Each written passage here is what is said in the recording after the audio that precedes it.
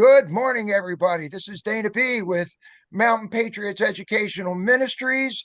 Today is April the 14th, 2025, in the year of our Lord. Welcome, everybody. God bless you. We're here today with some really great people. We're here with Emily Windle, and we're here also with our good friend Delores Oates, who's the delegate for Warren County. And we're going to talk to them in a couple seconds and ask a lot of questions to fill you in. Most people go out and they vote and they try to figure out what's going on in their community, but they have absolutely no idea what their representatives do and how excellent some of these folks are. And we have a real real good superstars on here this morning. But before I get started, I want to fill you in real quick about Mountain Patriots. We started Mountain Patriots about 3 years ago under a pavilion. And people used to come out in the wet and the cold and everything else just so we could gather together as a neighborhood community and figure out how we could work together. So we actually became a Christian conservative cadre of some really cool citizens that actually believe in life, liberty, and the pursuit of happiness. And over the last 3 years, it's grown to this. So Mountain Patriots Education Ministries really deals with 7 different ministries. We deal with the spiritual end, which is the most important. It's God and country, educational. We cover the Constitution. We do a lot of classes on that. We handle the civil defense, preparedness. And of course, we're going to do elections, and we do a conference. We do quite a few conferences every year. This year is going to be on civics, which is going to be a lot of fun, where you get a chance to meet people like Delores that'll talk to you about what they do as a delegate or what the sheriff does or what the clerk does and so forth. And that's going to be on June 28th at the Millwood Fire Hall. Make sure you get tickets. We've got a gun raffle that's going on there. It's from 11 o'clock in the morning till 7 o'clock at night. It is always a blast. And since we want people to know what's going on in the community, we're actually feeding you pizza. So your ticket's going to include the pizza as well, because it's not here to make money. It's here to educate our good friends and fellow Americans here in Frederick County and Warren County and Clark County and Shenandoah County and all over Virginia. So without me blabbering on anymore, we're going to have some fun this morning with Emily and Delores. And I'm going to turn it over to our co-chair, Charlie Markert. I also have our other co-chair, who is our buddy Kent G. down there in Warren County. And Charlie, I'm going to let you get us started on an introduction to Delores. Can you help us out there, my friend? I can. And good morning. Welcome aboard, Delores and Emily. We're pleased to have you, and appreciate your taking the time.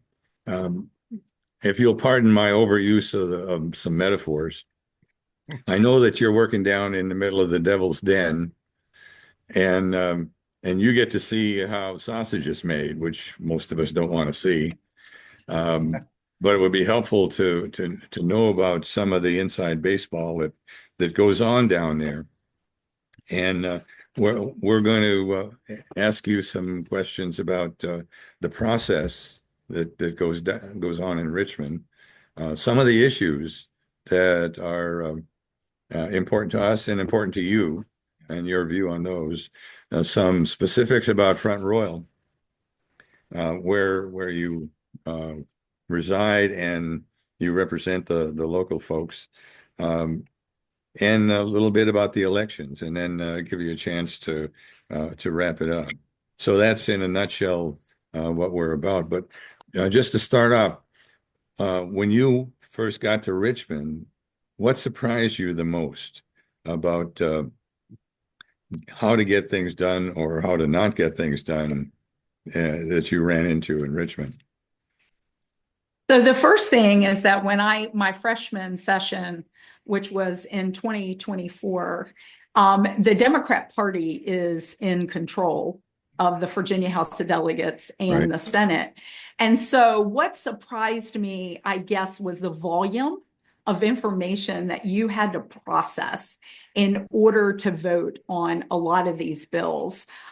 We were assigned committees. And so here's a really great story. We were assigned committees, and they announced the committee assignments, and my name was nowhere in that announcement. I was the forgotten delegate. In fact, I'm thinking that might be the title of my book when I decide to write it. So Forgotten the delegate. forgotten delegate was the term I used for the first session in 2024. The Speaker of the House. So the way this works is the Speaker of the House, whatever party that is, assigns people to committees.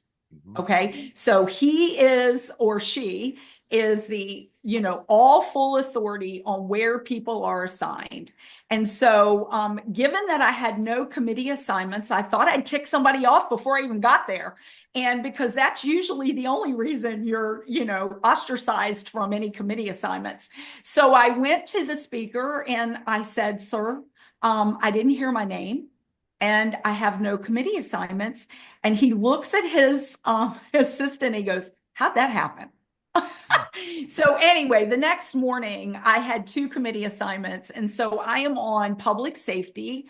Public safety decides and hears bills pertaining to, as you would imagine, pertaining to first responders, to the Department of Justice systems, the jails, that sort of thing. And then also to gun rates.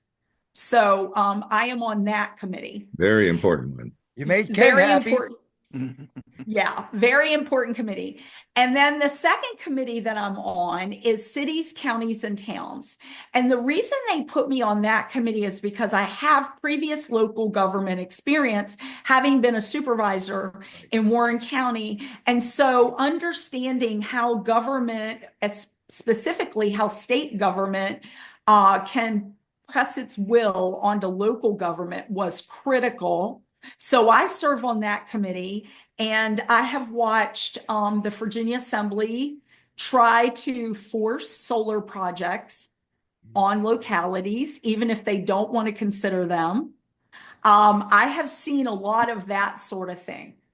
So I consider cities, counties, and towns county, cities, and towns. I don't know which order it's in, but I consider it one of the most important committees in Richmond because it is going to have the biggest impact on your daily life. That's what if they force their will on us, then we are going to have to live with that. So being a barrier to some of their crazy affordable housing ideas and all of these, yes, was what I considered to be my mission in Richmond since we were in the minority. So the way that this whole process works, so I want to explain to you what happens. So initially, before session, there's a window that opens and they say you can file your bills with the Department of Legislative Services. And what happens is those folks, mostly attorneys, go through code and either modify existing code to accomplish what your goals are, or write a new bill for you. And then Emily and I review it.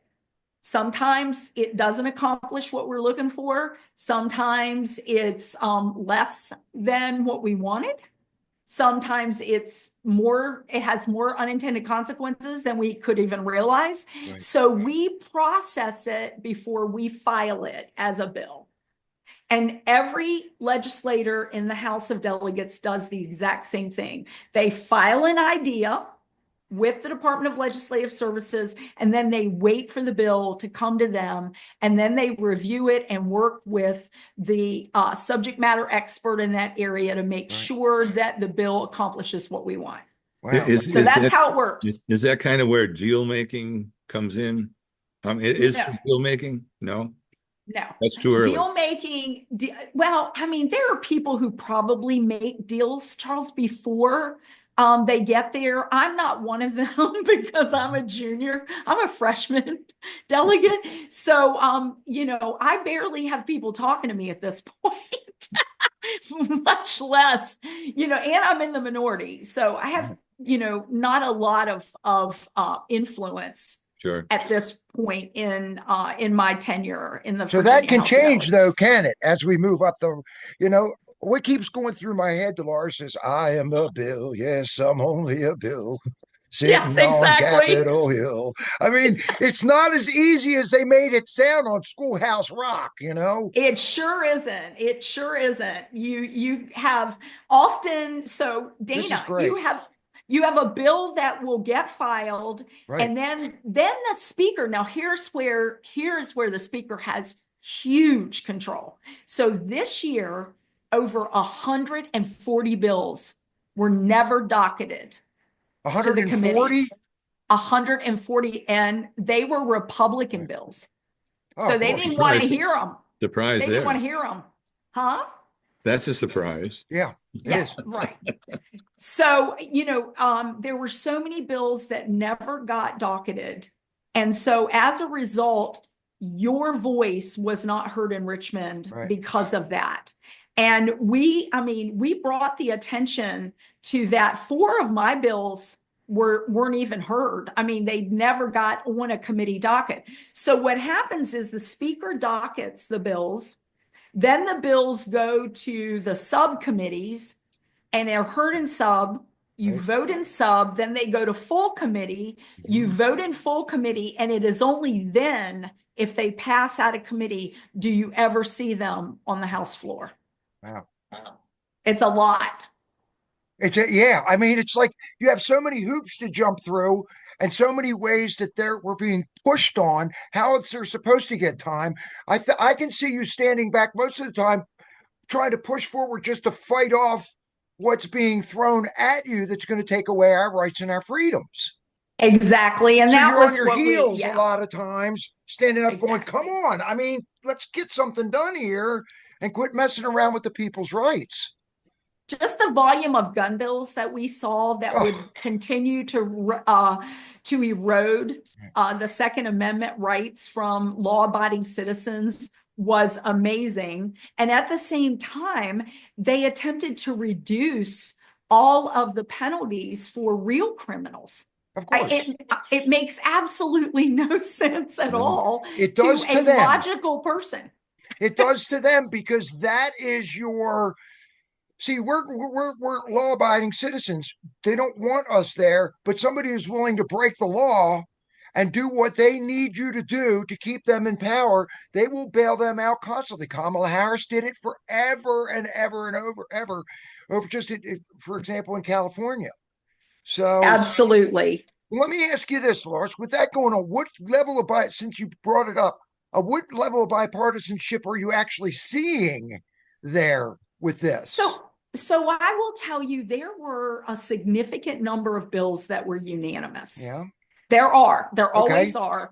We want to hear These are that too. bills that nobody disagrees with. Good. And so they go straight through. I believe that the governor acted on over 900 bills. Emily, is that? I think that's the number that I saw this morning. So over 900 bills the governor acted on. Many of those, probably over 500 or maybe more, were unanimous bills. So those were things that everybody thinks is a good idea, a better legislative process, something that's been tweaked in the code that may have been an oversight, those kinds of things. So there is that level of bipartisanship in Richmond. Good. Is there enough time to get some good things done to prevent some stuff from happening? You know, So we're blocking and tackling, Dana. that's why I was asking that. Yeah, so when you're in the minority, your job is to block and tackle. Right. And you're trying to prevent the erosion of our rights. I mean, I saw bills that would have demanded minimum wage, which would have eliminated so many jobs for entry-level people, because what's going to happen is small businesses are just going to eliminate those jobs. Right. They're not going to be able to afford $15 an hour for somebody who has zero experience. Exactly. So what our colleagues spoke about, what my colleagues, Nick Freitas particularly, spoke about in the House was that, it's $15 an hour or it's zero. Right? There's yes. Right. Because small business cannot afford to pay $15 an hour for unskilled labor. No. So that's one of the bills that the governor vetoed. Thank goodness. Yeah. Charlie, what else Yeah. you thinking? What else? Yeah, What's your next question, Charlie? right. Regarding issues, I mean, there's process, and then This is then good. there's the issues themselves that people have a lot of passion about. If in order for us to take back Virginia, to make Virginia red again, what are some of the issues that we need to drill into the psyche of the voter base? Great question. Wow. Do you all have a couple days? Well, Delores, we're trying. That's why We'll we're take out there doing Wake Up Winchester and everything else. And people are starting to flip because of Doge and because what they're seeing with Medicare, Medicaid, what's the newest one? Unemployment. I mean, when you have somebody that was born 15 years in the future, 2154, getting unemployment. I mean, so people are starting to look at their pockets going, this is ridiculous. The one thing I can add before you answer this is, and this is how Mountain Patriots thinks, we have 6 months, okay? And people are starting to get the hang of it on what's going on. There's a lot more people that are scratching their head now going, wait a second.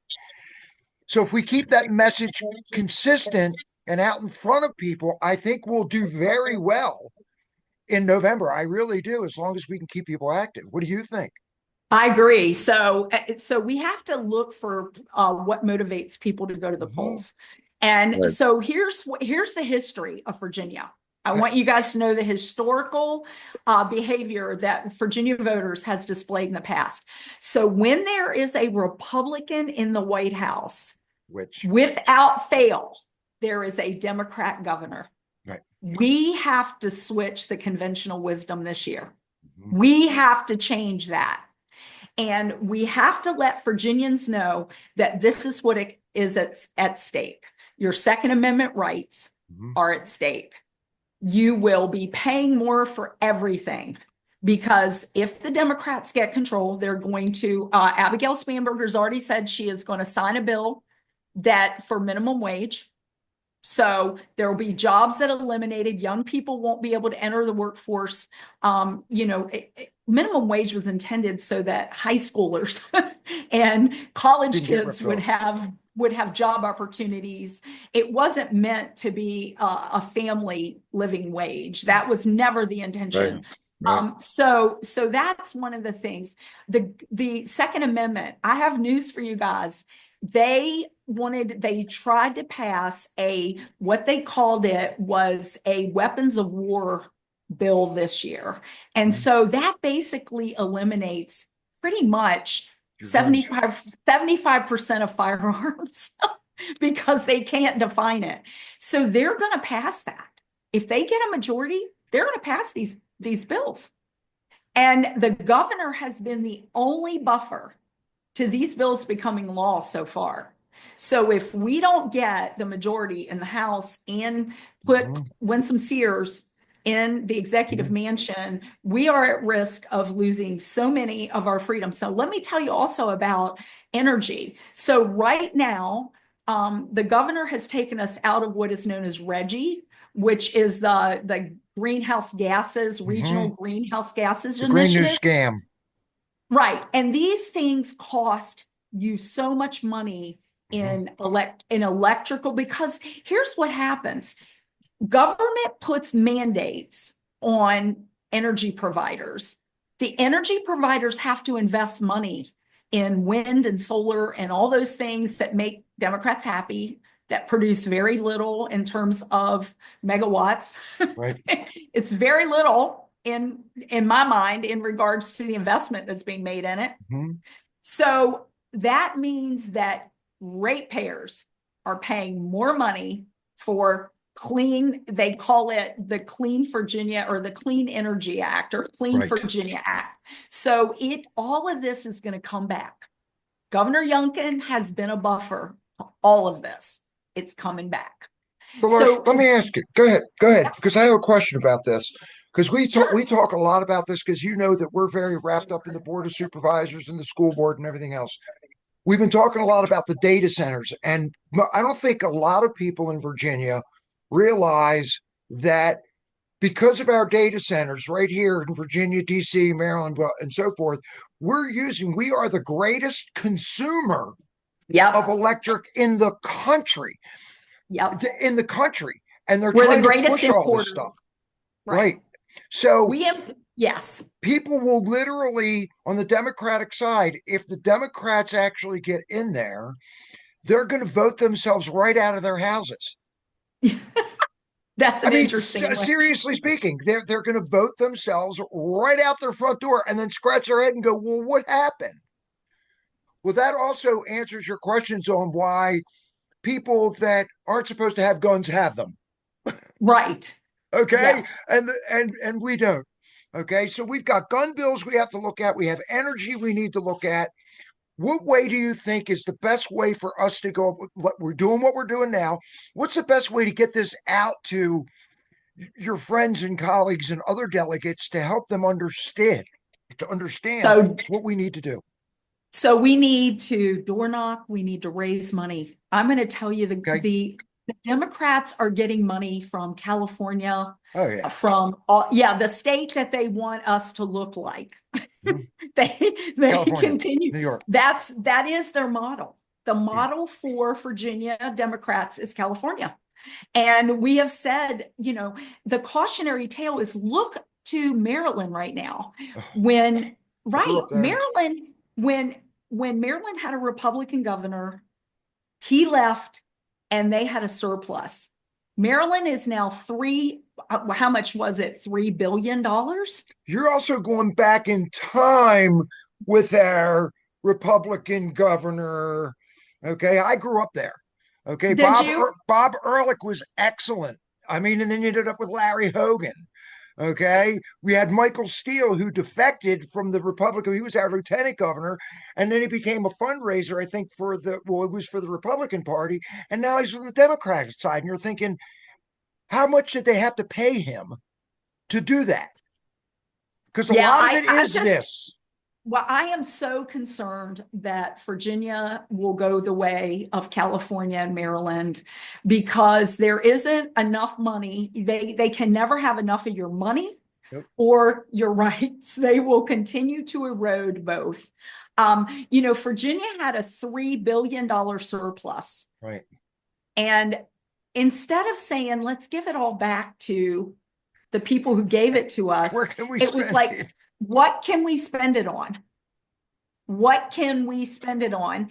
And it fascinates me that they've forgotten where this money comes from. Yeah. And once it lands into the Treasury of Virginia, it's up for grabs. So let's propose programs that are duplicative. Let's propose programs that don't work. They're never measured for efficacy ever, and they live in perpetuity. So how do we doge them, Dolores? How do we doge them? How do we? It's crazy. So I was going to tell you that one of the biggest messages I think that taxpayers need to hear is that if we can get control, we can help doge Virginia government. Mm-hmm. And a perfect example of this, Dana and Kent and Charles, is that last week I was sitting in a legislative briefing with our other delegate, Bill Wiley, and he said it was costing $31 million a mile. Right, for a highway. For a highway, when other areas were doing it for 15 and 20. West Virginia was 20. Yes. Or 15, and Maryland was only 20. Well, I can't say only $20 million a mile is a lot of money.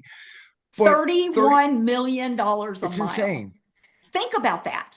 So the governor allocated $275 million to 81. What is it? 7 miles? 8 miles? I mean, That just is insane to me. So how do we go through, figure out what it is that is creating this ridiculous cost to the taxpayers and addressing that? I can assure you there is an efficiency problem in that equation. Yeah. Lack of daylight somewhere.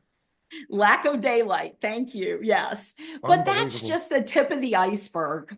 That's just the tip of the iceberg. There are so many programs that I am sure have outlived their usefulness that could be, that could be terminated. And we just haven't had an opportunity to be able to review them for that kind of efficacy and, what's best for Virginia taxpayers. Was it Timmy French last week that was talking about he could buy his chair for $100 and they would replace it for $3,500. He's going, That's exactly. Wait a minute. My wife was going to buy my brother-in-law a lounger for $700 and they want to spend $3,500 on a chair that they're going to sell me for $100. See, and I think that sometimes government sets up these programs where you can register to be a government vendor. And what I think happens is what Donald Trump has pointed out, President Trump has pointed out, is there's nobody negotiating on behalf of the taxpayer. Absolutely. And it's just a flat number. Nobody pays attention to it. They order, somebody writes a check for $3,500 worth of chairs. or a $3,500 chair.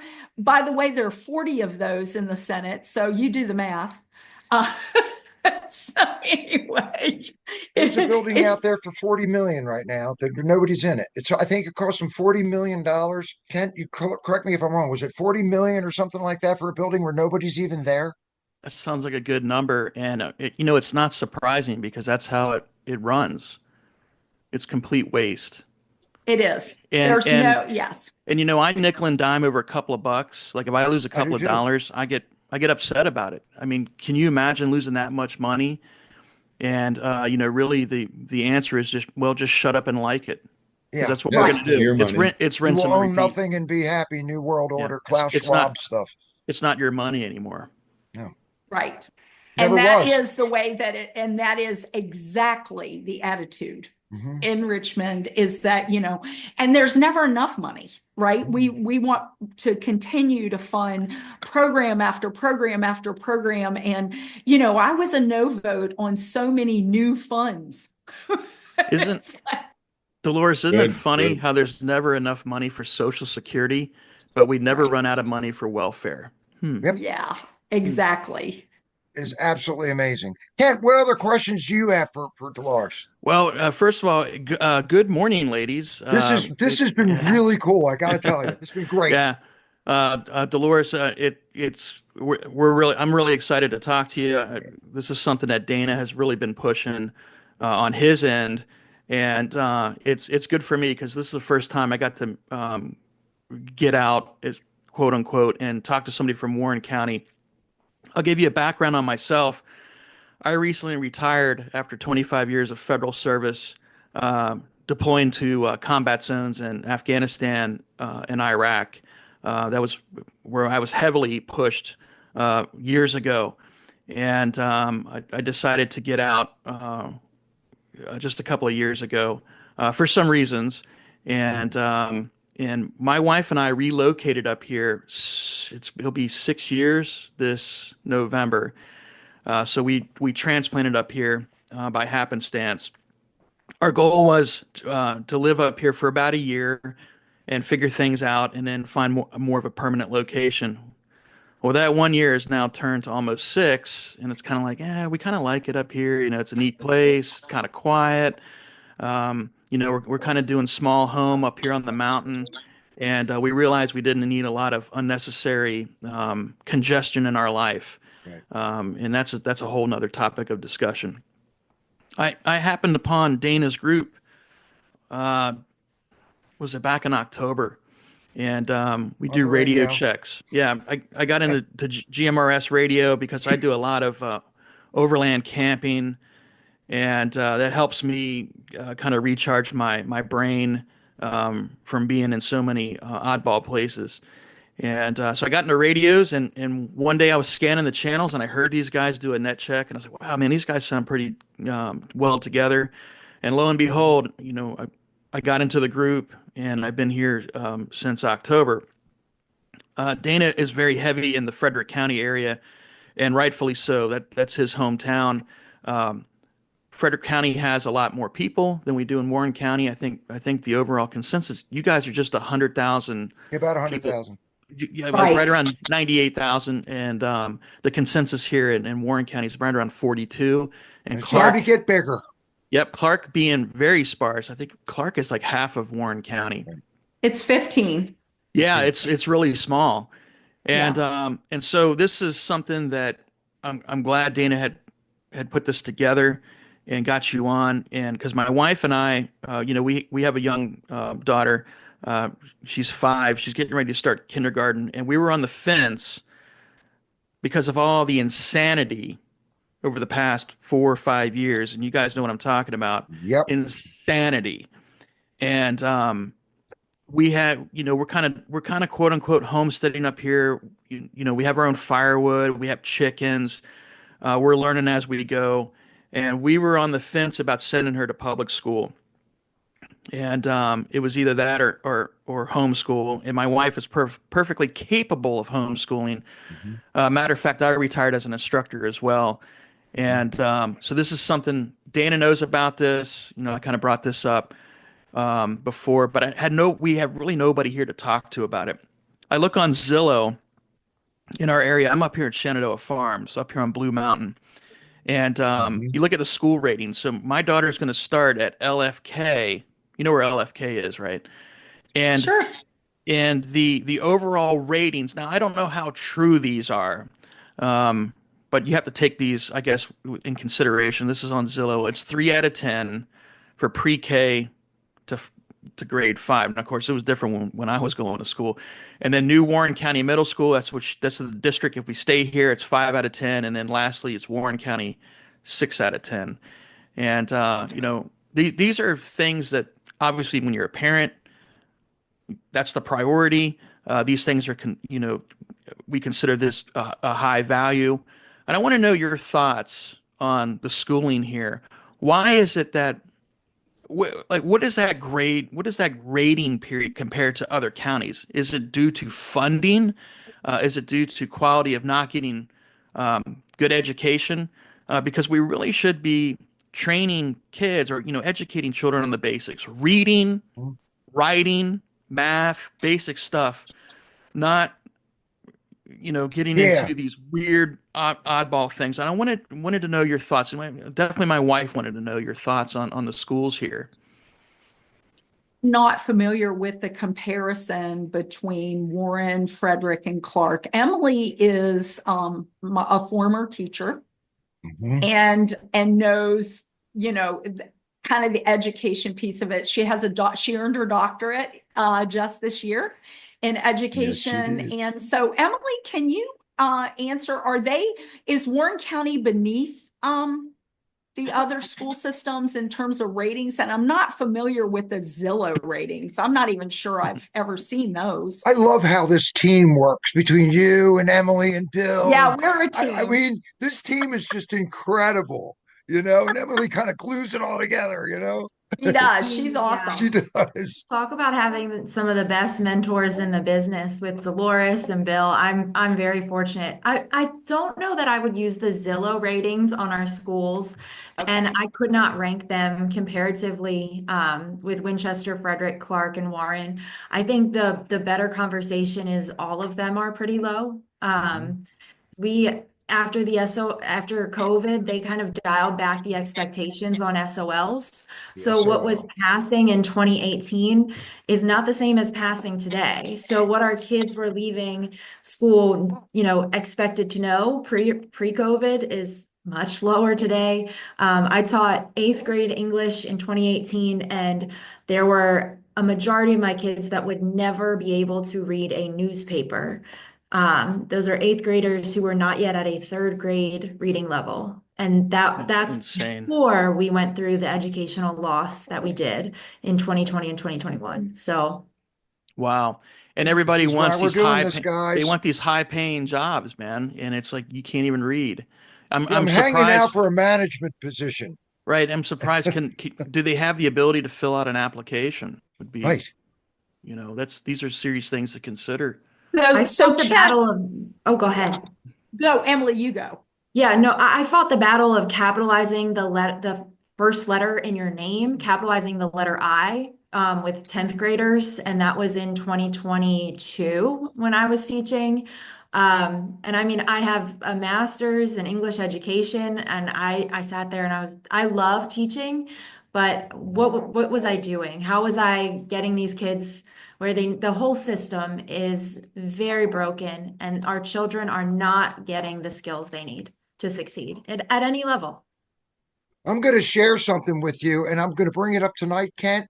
Mhm. One of my good friends, and these young ladies might know her too, is Ann Craftatus.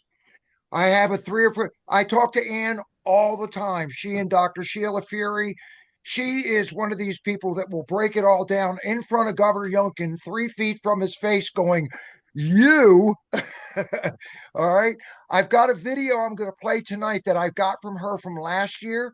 She will be coming up to Wake Up Winchester. Might as well say it on June 28th at Yes. Millwood. Okay. It was right there on June 28th, Millwood, but we're going to be covering a lot of that. And she's one of the speakers because these young ladies are doing the best that they can. But if you don't have the support of the government behind you, then they're not going to be able to read. They're not going to be able to write. And I do think that we're going to see what we were watching what's going on with the Department of Education and Linda McMahon and what Trump is doing on that side, which is very positive. You're following what's going on. Dana White was talking about the doctors the other day, and he spoke. They're all wrestlers, but the money being able to follow the child, and when people have that opportunity to see what can happen with that, I think if we number one, I think we're going to win. I just do. I mean, I think God's got this. Okay, we're the anointed ones. We are the remnant that are supposed to make this happen, which is why we're having these conversations. But if we can support folks like Emily and Delores and Bill Wiley, and Bill Wiley did tell us a story about why he wasn't on the education committee, because you guys have the SOLs. They make no sense. I can't do what you're asking me to do on something that doesn't work. You want me Right. to, you want me, in other words, you want me to take a Phillips head screwdriver and fix it with a hammer. I mean, it doesn't work. So So Ken, Ken, Yeah. we have a lot Ken, of work I have three sons. Right. All three are graduates of Warren County schools. Okay. So let me tell you the story, and I've told Emily the story, and I went to Richmond and I told the Secretary of Education the story. So I have uniquely had three sons in three different decades graduate Warren County, which is a crazy thing. But because of the distance between their ages, I have been uniquely situated to watch the decline of education in Virginia. So my first son took geometry. They were all advanced students because I was very involved in my children's education. And that, I think, is the key factor in getting your kids through education, is being absolutely involved every step of the way. But back to what I witnessed. So my first son took geometry in high school, and he had to do proofs. You guys remember proofs? You had to prove the theorem, and you had to show your work, and you had to prove what you said your answer was, right? Yes. My first son had to do square roots. proofs. Right. My second son did not have to do proofs anymore, but he still had to show his work. Good. By the time my third son got to geometry, he just had to tell him if it was a square, a triangle, or a rectangle. I mean, it was ridiculous. And why, I guess, why has that ship turned to that direction? So why would they do that? So, I think there are a lot of factors at play. I think there's so many factors at play. Number one, in order to they need to dumb us down. The SOLs were teaching to a test. So let me tell you another story about my middle son. So my middle son took chemistry, and he majored in science in college, but he took chemistry in Warren County schools, and he passed the SOL with a pass advanced score, but got a D in the class. Y'all figure that out. That is how disconnected the whole process is. So what you have is you have teachers who are being measured on the performance of students on a test at the end of the year, everybody's anxious, right? There's no fun in learning. It's all anxiety ridden because you've got to pass this test in order to please the state, in order to get the funding. And frankly, gentlemen, it all goes back to funding and reporting. Of course, everything's about money. It is amazing. Mhm. I'm sitting here listening to you, and I shouldn't say this, but I'm going to tip my hat to my wife. When we were back in school and were in Baltimore, you know how they used to take the SATs, the PSATs, and the SATs. I mean, she was only 7 points off of a perfect score, and that's what we were getting. Yeah, that's what we were getting. That's the education we were getting in Baltimore. I mean, I went to a private school, so I was already pre-college, my second year of college by the time I graduated. But some of these kids can't, you say, spell it. The parents need to step up. I mean, we're really working on a lot of things tonight. As you know, Delores, we do a lot of stuff with Mount Patriots on Monday nights. Tonight we have school board member, or he is a school board member, Brian Erskine. Dr. Brian Erskine's coming in to talk to us tonight. Okay, we have Scott Roach who's coming in. We've had Frank Funes. Scott Sturdivant is part of our school board. He's the chair. We have Diana Hoover Klein. We have them come in, and but the key to it for anybody who's listening is we had to flip the board. We literally had to flip the board for people to start learning again. And it's not easy. If you think that Delores is going to go down there to Richmond and click her fingers, and make things happen, we're in a new world order, Klaus Schwab indoctrination, dumb them down, control them situation. And if people don't realize that, it's going to be a rough rest of our lives here. Well, we'll look at technology, right? So it's a double-edged sword. Technology's great and it's fantastic, and I think it's awesome in the medical world. I was just watching this morning. My wife and I were just watching the first. There was like 5 women that just went up into the outer edge of space, right? And as fast as they fueled that rocket, that's how fast it took for them to come back down. It was like 10 minutes. I think it's fantastic. But when it comes to AI, it's getting to the point where AI can write a book for you. You don't even have to really do any thinking. You can just put out a couple of words, and the next thing you know, this thing's writing a story for you. And I think, Dana's right. It is a dumbed down society, right? And that's the downside for technology. These pocket devices that we carry. I got 2 computers I'm running right now. It's all designed to release dopamine out of your brain to get you addicted. So, the phone technology's there. It's definitely an addiction. The first thing when you get up in the morning, what do you reach for? I know your phone. I reach for my phone. I don't even reach for my glasses. I reach for my phone. It's designed that way.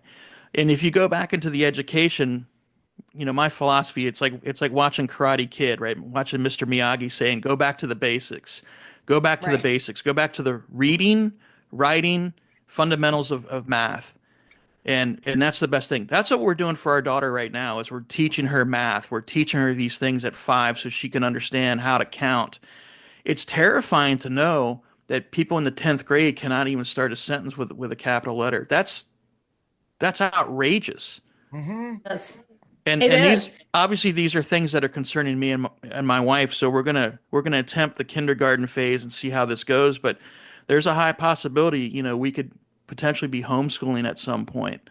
And that was my big thing I wanted to reach out to you about. That kind of ties in.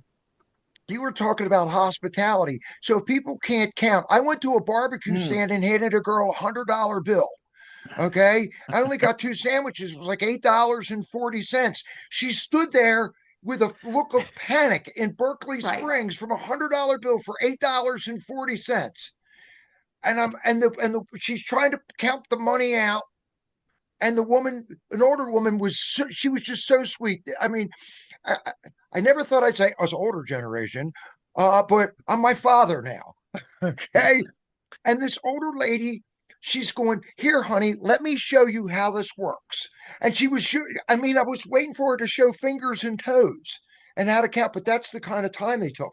But Kat, that kind of leads into, you were asking about hospitality. Yep. If these people if they can't count and they don't know what they're doing, how happy are they going to be on any job for that matter? You see, Dolores, we can go down a rabbit hole, and I could just keep going down on one thing. Oh, But this is yeah. not. But this is another And thing I brought vape up. shops. And Well, that's the other thing I brought up to Dana and Charlie is that that's right. vape shops. We're a transplant here, and I believe in supporting the community. And I was complaining to Dana about this for about an hour. My father's in his 80s. He's going to come up and see us this weekend, and I want to take him out somewhere. My wife and I like to cook. I'm a great barbecue. I do a great smoked brisket. People have had it before. They'll give me a thumbs up on this. But there's times, my dad comes up here and he's like, hey, let's go out to dinner. It's like, well, we can't go here because there's no really good places to eat. And we spend all of our time up in Winchester and, coming up from the mountain, that's another 40-minute drive. Even that's getting rough. And it's just, I would think for this community, for this city, this is a great area. Maybe we're right here at the northern entry to the Shenandoah National You're Park. in the Shenandoah Valley. This is a great area where America began. But tell me one good steakhouse in Front Royal, and I'll wait. And there's just you want a steak? You want a steakhouse? Yeah. I'm not even. I don't think we have a steakhouse. There you go. They closed. They closed. So the Element has really good food on Main Street, and so do some of the other restaurants on Main Street. Vibrissa, On Cue. Yeah, I love all of those. The Mill. I don't know if you've ever been to the Mill. The Main Street Mill is very good. Yeah, and it's woman owned. And there's some good patriotic ladies there too. They are. I'm going to try to get them into the Mountain Patriots. But yeah, it's so hard to, you would think that the hospitality thing here is suffering. And so it's taken over by vape shops. It's taken over by car washes. I was just thinking that. Yeah, and I'm not the only guy to complain about this. If you go on Facebook on What's Up Front Royal. How many car washes? And people are just complaining, and it makes sense. But number one, how do these places stay in business? And number two, if you want to get more of a customer base, I would get the food industry is the number one thing. You're going to spend more money in the hospitality than you are at a car wash. Have you been to Spelunkers? Yes. Holy cow! Everybody look at Dolores. I like I like it must be good. I like Two Fat Butchers. If you go to Two Fat Butchers, they actually do a barbecue. But there's places that we want to go sit down, and it's very difficult. It really is. I understand. I frequent a lot of the small business owners here, and so I don't really go to the chain restaurants very much. But I've been at the Main Street Mill multiple times. I try to do DL on Main, Dynamic Life on Main for coffee. We go to Vibrissa for meetings. We eat at On Cue. On Cue is totally family run. And my son plays there. Yeah, it's awesome food. That's good to know. Yeah, Danielle, give a shout out to these guys. This is great because these are businesses in Front Royal. Dolores, give them all a shout out. The folk, you're doing a great job. They need it. They're small businesses.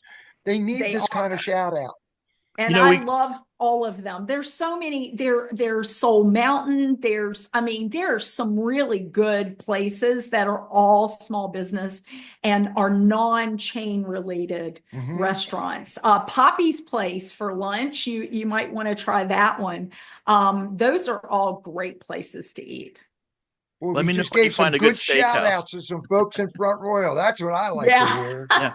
And it's not like we don't have the real estate here. You've got a whole industrial park up by the Walmart and the Lowe's, Yep. that whole area up there. And it was my understanding that that was going to be future development for more restaurants in the area because you've got an ideal location. You're right there on 66. You're right there on 81. Great place to pull off. I'm not a big fan of Cracker Barrel. I know my wife's parents like that.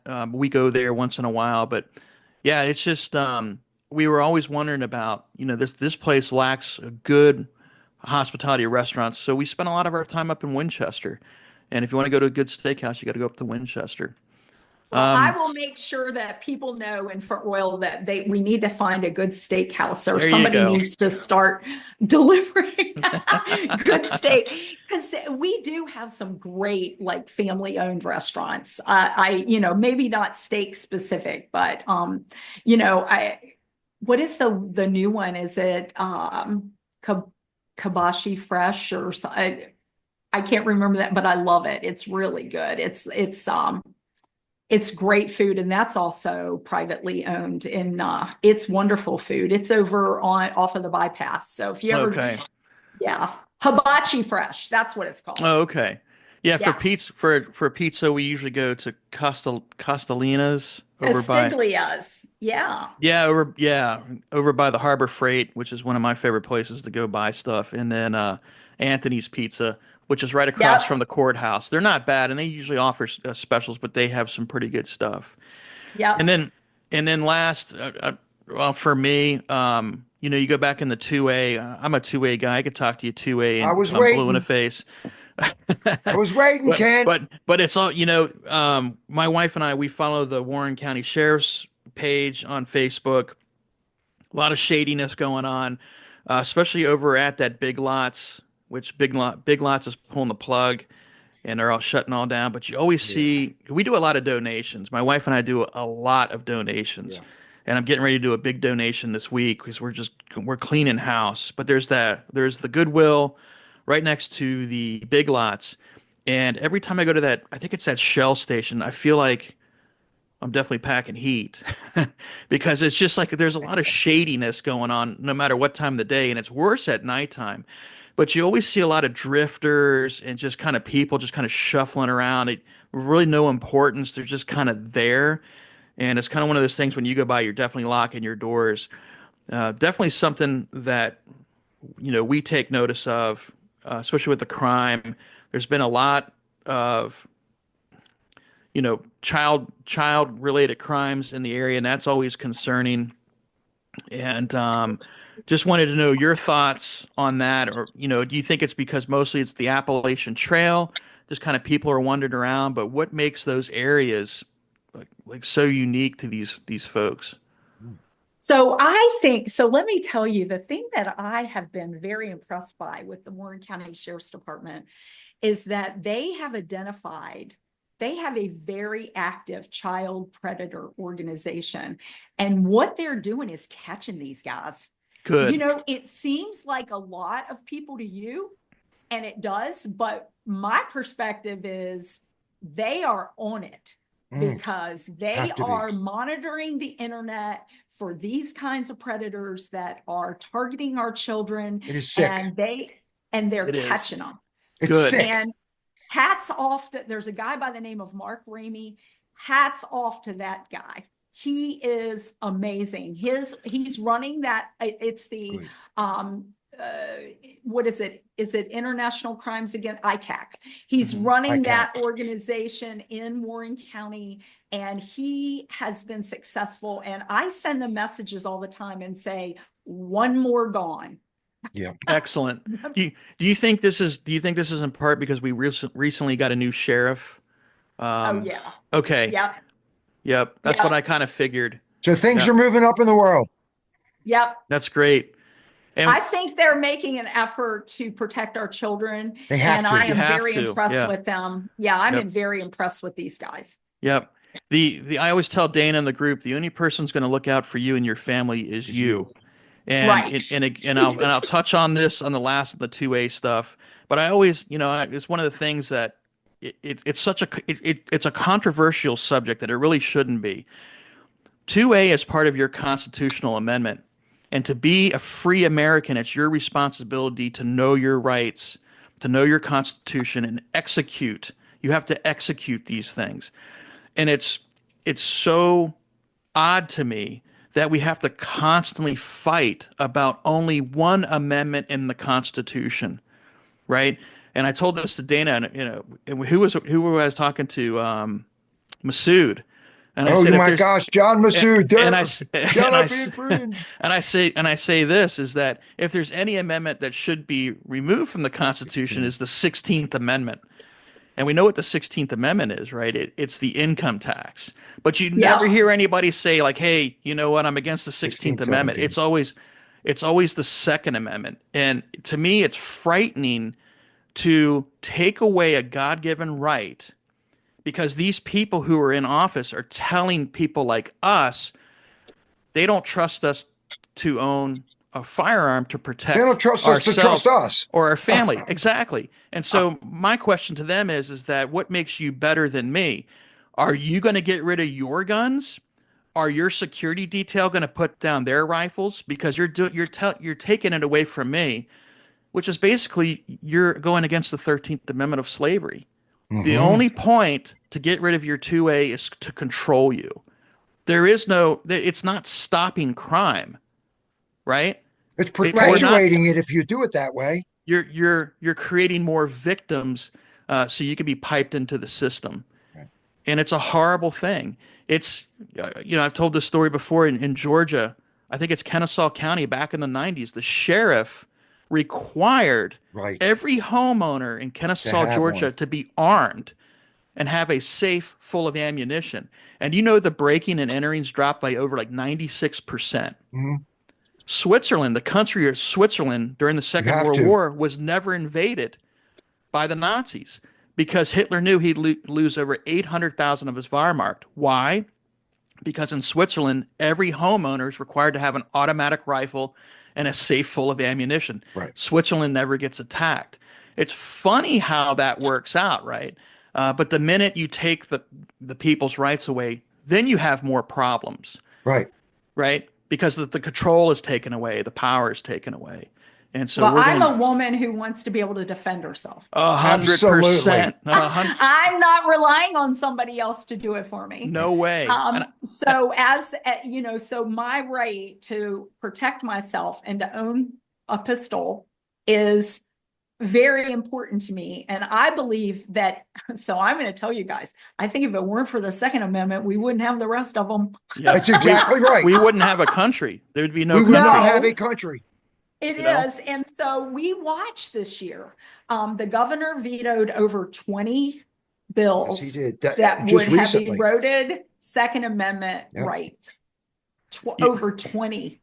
I'll say this. Speaks to how important it is to get the Republican back into the governor's house. Absolutely. We have to get Winsome elected.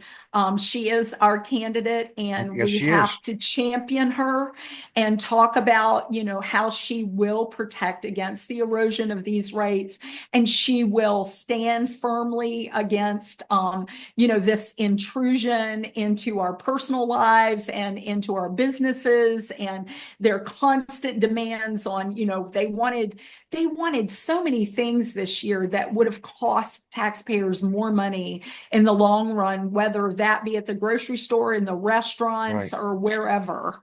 It was just, it was a barrage of things that they think are in the best interest of constituents. And I can't let go without talking about the constitutional amendments that are being proposed. The first one is the right to an abortion up to 9 months. But the biggest issue is, and besides being as heinous as that is, there's also no provision for parental consent. It's insane. Yes. No, that's power and control. Did you hear that? Did you hear that? No provision for parental consent. So you know what? Get real quick, and then I'll let you say. I'm sitting here, I'm listening to you all, and people are always like, okay, if we get this person elected, then But we, the people, have to stand up behind the person. Imagine being that person, being Delores, that's standing there on the floor arguing while at home, nobody's giving her any support. Right. Okay, that's I mean, we are like, okay, we just elected that person. Now go fix it for us. Let us know how it works out. What do you mean you got those schools on? What do you mean we don't have a steakhouse? What do you mean I lost my Second Amendment? It's your fault. No, it's not. It's our fault. It is our fault. If anybody that watches it, it is your fault if you do not get off of your sofa and off of your couch and out of your house and go down to a board of supervisors meeting or a school board meeting or pick up the phone and help these candidates and help these people out. Become part of Mountain Patriots. Come down to the women's Republican committee. Go to the FCRC. Do whatever you need to do. We've got one shot. And the door is shutting really close. You know, I've been watching what Delores is doing. I watch what Bill Wiley does. He's our delegate. I'm listening to Timmy French and all of the people at the school board. Guys, we've got to back the people. So if Winsome Sears is running for governor, she is our pick. We have got to do everything that we can possibly do. Carry signs, bang on doors, go talk to people. Yep. We got to do all of it, all the stuff we do now. And Delores knows this. All of the last time we did, we had 23 of us out at the polling places. Me, Charlie. I mean, I can go down the list because people not only do they not know the laws, they don't even know how to vote for. They don't know how to vote or who to vote for. They don't know how to read. Exactly. So the only way to be able to do this is for us to do the work now so that the kids will be able to keep their guns and be able to read so they'll know what they're doing 20 years from now. So early voting, guys, Huge. this is the key. You know, we don't like the arrangement, but it's the arrangement We have to do it. And we have to take advantage of it as Absolutely. Republicans.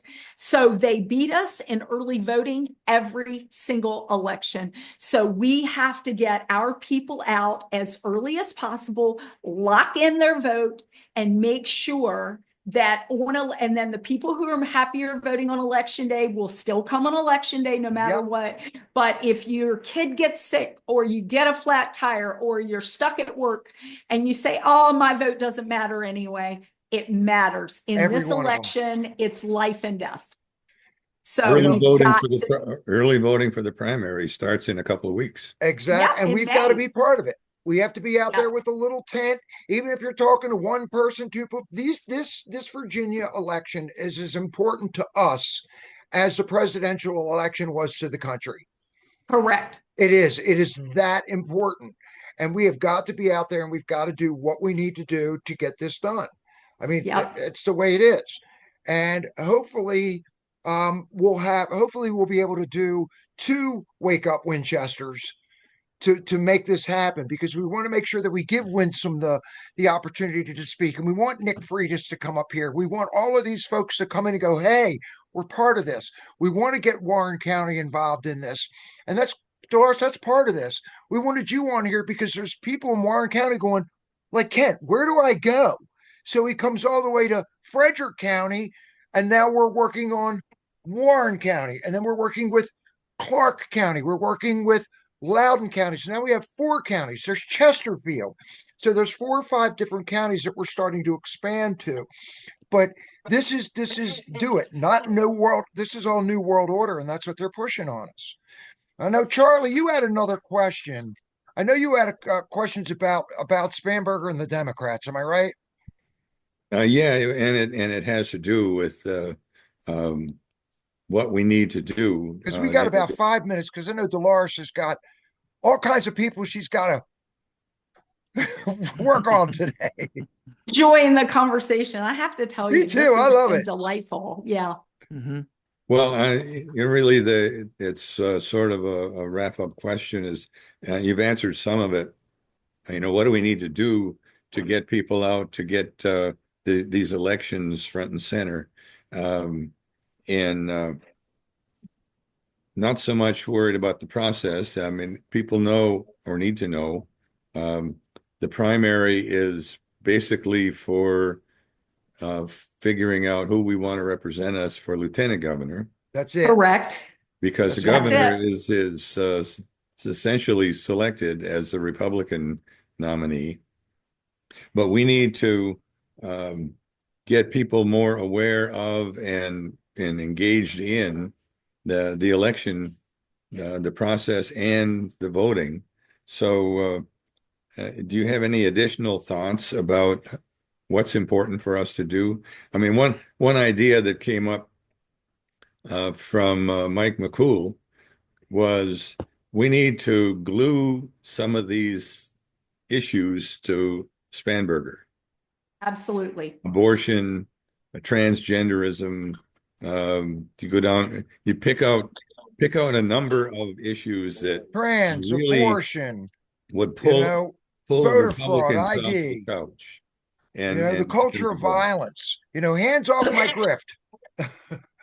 So let me tell you, Please. Charles, so this year I carried the women in sports bill, and what they did is they pocket vetoed it. Now, what that means is they sent it to rules so it would never be heard, because they didn't want their members to vote on it, because they couldn't vote without getting themselves into deep trouble. This Amazing. issue, every logical thinking human being in America, which is about 80% of the population, Right. realizes that men should not be participating in women's sports. Yes.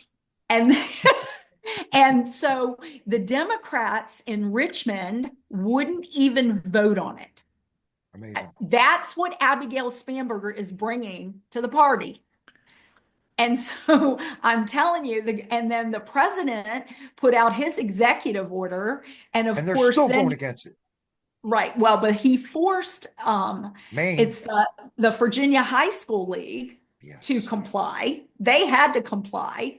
And Emily and I did a little deep dive into how many people had applied, how many of these exceptions, and there were 10, Emily, is that correct? 10 young men who are playing in women's sports right now in Virginia, or have been given the exception. That's what they call it, an exception, so that they can play in women's sports. There were 31 requests, 20, so 31 requests over 4 years, Emily. We did a FOIA. We FOIA'd the Virginia High School League to ask how many of these, because we kept hearing, this is what we were hearing. We were carrying the bill. You're going after a problem that doesn't exist. And we're like, well, wait a minute. Maybe we'll do the data search on what the problem is. Well, I think that 31 requests is significant.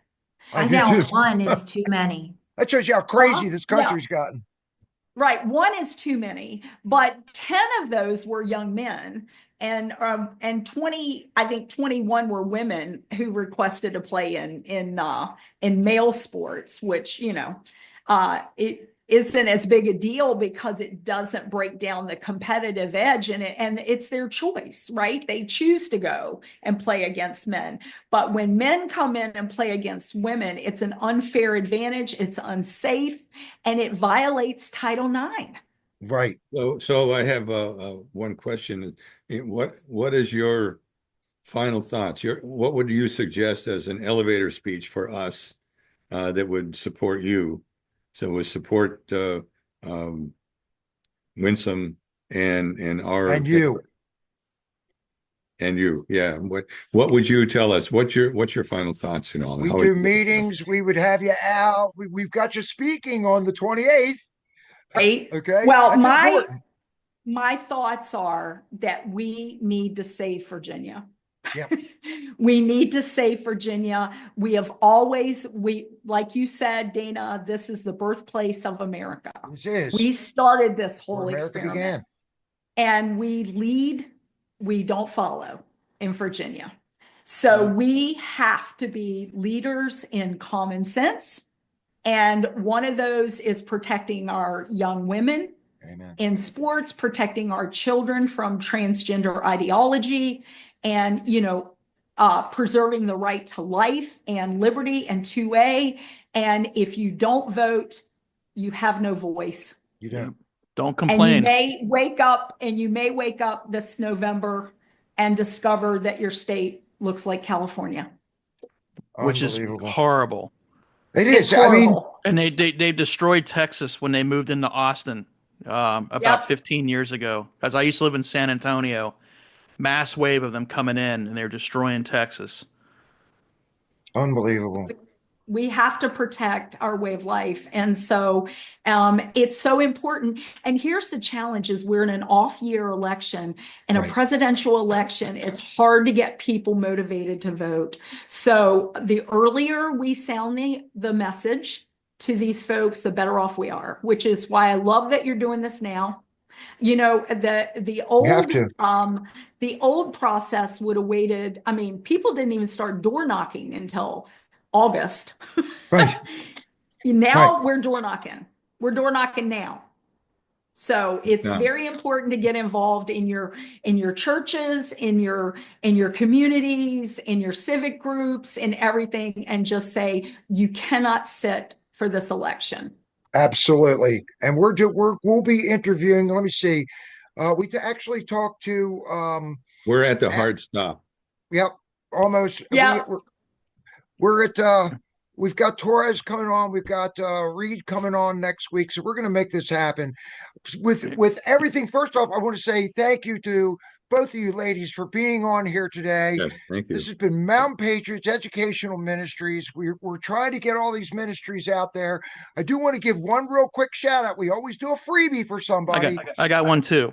And today is Costello's Body Shop out there on Denny Lane, 216 Denny Lane. He's the best body shop around here in Winchester. So go out there and talk to Jeff. We want to make sure that your small businesses know where to go and who the best people are. So make sure you check out Costello's Body Shop. I will turn it over to Kent. He's got a shout out. And then Charlie, we'd like to have you close us out today with the Mountain Patriots prayer. And thank you both for being here today. Right. Yeah, thanks, Dana. Ladies, thanks again for your time. Dolores, it was Great. great to meet you. Good to meet you. I hope to stay in contact with you. I got a lot of stories. I got a lot more questions. I'm on your Facebook page. I just sent you a friend's request. I noticed that you also have a friend that's named David Knowles, and David Knowles has actually built the house that we're in. So it's awesome. funny. And these other two guys named Charlie and Dana are on here too. So I see that you got them on your friends list. I sent your request. Let's stay in contact, and looking forward to talking to you later. Awesome. Absolutely. Let's have lunch. Let's do it. Charlie, And before that, let's pray. let's Okay. pray. Thank you. Dear Lord, thank you for this beautiful world and the country you have given us, and the patriots who are willing to care for it. Thank you for inspiring our founders to create this beautiful republic. Please help us keep it as the aspiring place to live. Please give us the wisdom to do the right things, the common sense to judge wisely, and the energy to never give up. And thank you for your unending grace in which we take comfort. In your name we pray. Amen. Amen. Man, Well, this thank you, wraps up episode number 9 of the Mountain Patriots Educational Ministries broadcast. We want to thank Emily and Delores for being here today.